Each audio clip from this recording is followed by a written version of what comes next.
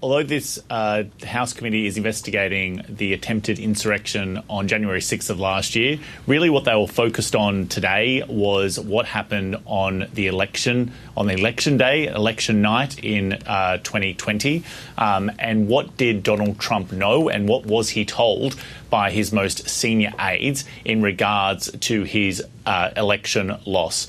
What the House committee has built is a narrative that Donald Trump was told repeatedly by his most senior aides that there was no evidence of widespread fraud regarding the 2020 election, despite the fact that the president was making those claims in public. Today, really, the star witness was the former Attorney General, Bill Barr. This is the former Chief Law Officer of the United States, a man that was handpicked by Donald Trump.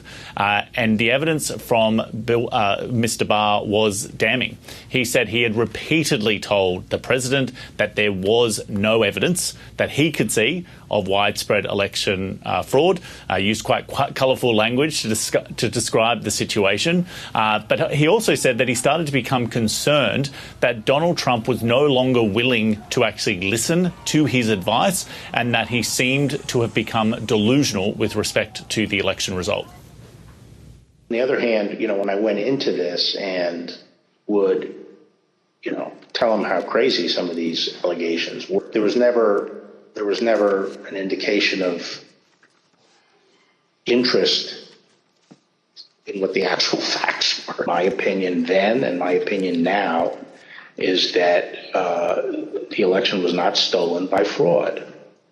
And I haven't seen anything since the election that changes my mind on that.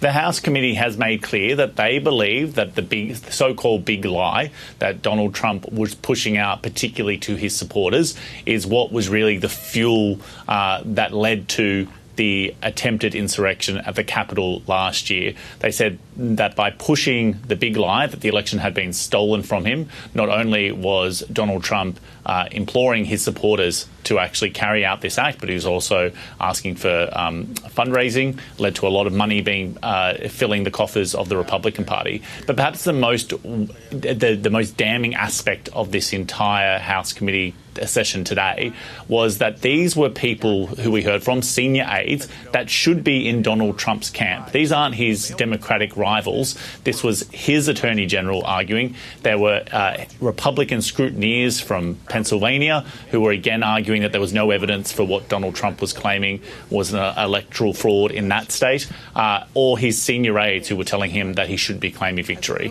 And so these were people close to Donald Trump repeatedly telling him that he had no evidence of electoral fraud, and yet he continued to push this lie to the American people.